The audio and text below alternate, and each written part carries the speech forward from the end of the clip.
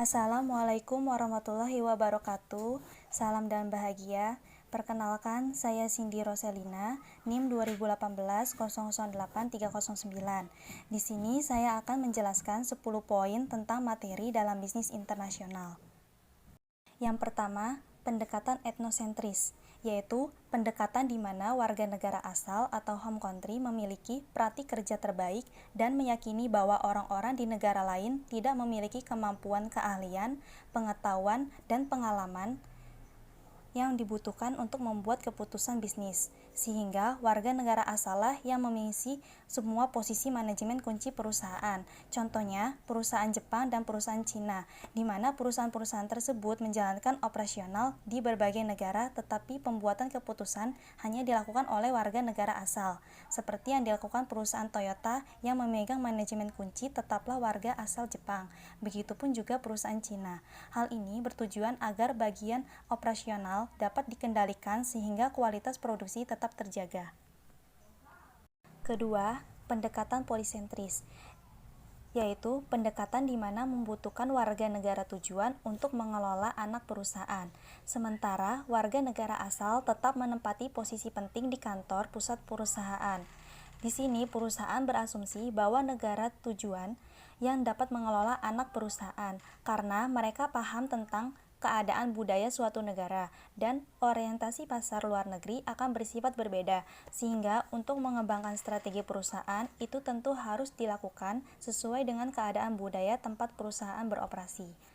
Alasan perusahaan menerapkan pendekatan polisentris ini yaitu yang pertama, perusahaan sedikit mengalami cultural myopia atau kegagalan perusahaan yang mengerti budaya tempat perusahaan beroperasi.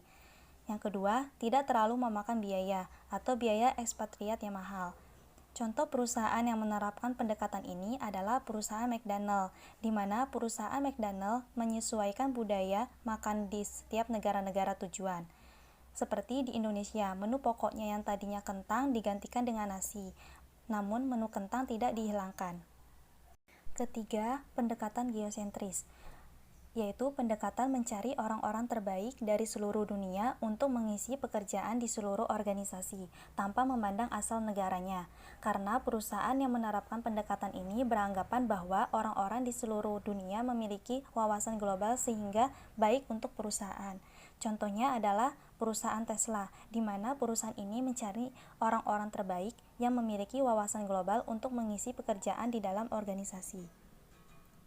Keempat, ekspatriat, yaitu seorang karyawan yang bekerja di negara lain di salah satu anak perusahaan. Maksudnya, ia akan bekerja di negara lain, tempat di mana perusahaan beroperasi.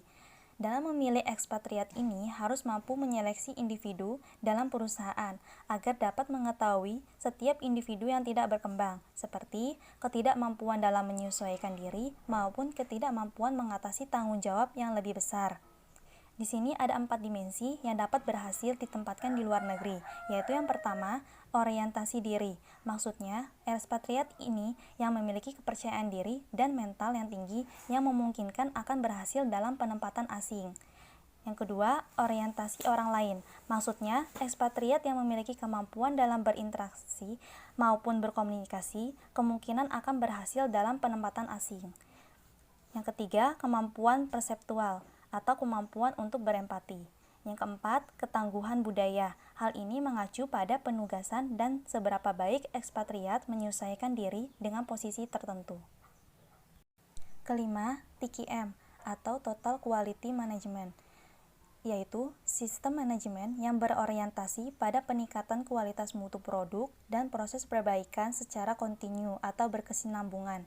Dalam upaya TQM ini, semua anggota organisasi berpartisipasi dalam meningkatkan proses, produk, layanan, dan budaya tempat bekerja, sehingga dapat memberikan kesuksesan dalam jangka panjang maupun daya saing melalui kepuasan pelanggan. Fungsi TQM sendiri adalah untuk meningkatkan kualitas produk sehingga nantinya bisa diterima oleh pelanggan dan dapat menghindari timbulnya kesalahan yang fatal. Yang keenam, Six Sigma, yaitu metode yang berfokus pada peningkatan dan pengendalian kualitas produksi secara terus-menerus pada proses pengembangan bisnisnya, seperti mengurangi pemborosan, mengurangi cacat produk, meningkatkan produktivitas, dan meminimalkan seluruh biaya perusahaan. Tujuannya untuk meningkatkan kinerja dan meminimalisir adanya potensi kesalahan, karena fokus utama dari Six Sigma ini mengenai pengendalian kualitas dengan mendalami sistem produksi perusahaan secara keseluruhan. Contoh perusahaan yang menerapkan Six Sigma ini adalah perusahaan General Motors dan Ford Motor. Yang ketujuh, ISO 9000, yaitu standar sistem yang mengatur mutu kualitas produk yang mengacu pada proses pencapaian mutu. Sistem ini mengatur hubungan antara supplier, lembaga, dan konsumen. Jadi, ISO 9000 bukan mengacu tentang mutu suatu produk, tapi tentang proses pencapaian tingkat mutu produk itu sendiri. Banyak perusahaan yang telah menggunakan standar ISO 9000 ini untuk membangun sistem manajemen mutu yang lebih efektif. Contohnya yaitu PT Semen Tonasa. Yang kedelapan, ada just in time atau sistem tepat waktu, yaitu sistem untuk mengurangi waktu produksi serta waktu respon dari pemasok. Maksudnya menghemat biaya penyimpanan persediaan dengan membuat bahan yang tiba di pabrik secara tepat waktu untuk memasuki proses produksinya, sehingga perusahaan tidak memiliki persediaan cadangan. Hal ini bertujuan untuk meningkatkan produktivitas dan mengurangi pemborosan, karena dalam mencapai sasaran dari sistem ini, perusahaan memproduksi hanya sebanyak jumlah yang diminta atau dibutuhkan dari konsumen, sehingga dapat mengurangi biaya pemeliharaan maupun kerusakan atau kerugian akibat banyaknya menimbun barang. Salah satu kelebihan dari sistem just-in-time ini dapat mengurangi biaya jumlah modal kerja yang dibutuhkan untuk membiayai persediaan, yang nantinya akan membantu perusahaan meningkatkan mutu produk. Yang kesembilan, Electronic Data Interchange atau pertukaran data elektronik, atau bisa disebut dengan EDI, yaitu metode untuk saling bertukar data bisnis atau transaksi secara elektronik melalui jaringan komputer dan internet yang dapat mengurangi pekerjaan administrasi, menghindari kesalahan, informasi akan lebih akurat, manajemen yang lebih baik, dan memudahkan komunikasi antar sesama pelaku bisnis. Karena tujuan dari EDI sendiri adalah untuk membantu para pelaku bisnis agar dapat mengolah data lebih akurat, terhindar dari kesalahan, penyelesaian yang cepat dan efisien, serta memudahkan komunikasi antar sesama pelaku bisnis. Contohnya yaitu perguruan tinggi dan bank, seperti kampus UST, di mana kampus UST menerapkan program pertukaran data untuk mahasiswa UST agar dapat data mahasiswa terkonek dengan Bank BNI, sehingga mahasiswa dapat melakukan pembayaran setiap semester melalui Bank BNI. Yang terakhir yaitu R&D atau Research and Development,